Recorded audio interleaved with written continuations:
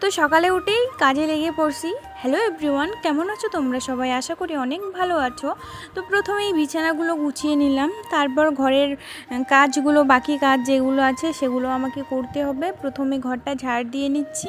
আজকে হালকা পরিমাণে বাড়িতে কাজ আছে, অত কাজ নেই। সোজা দুপুরের মেনুতে চলে গেলাম, দেখে নাও কী কী আছে। এই যে এখানে লেবু, তারপর লবণ, ভাত করছি, তারপরে হচ্ছে তোমার করলা ভাজা করছি লম্বা লম্বা করে। এই ভাজাটা খেতে না অনেক টেস্টি হয়। তারপরে করছিলাম মাছের রস। বাড়িতে কেউ খাবে না মাছের রস, শুধু আমি একাই খাবো, তার জন্য আমার জন্যেই শুধু করছিলাম।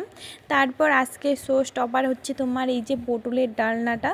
এটা খেতে এতটা পরিমাণে টেস্ট হয়েছে যে বলার মতো না।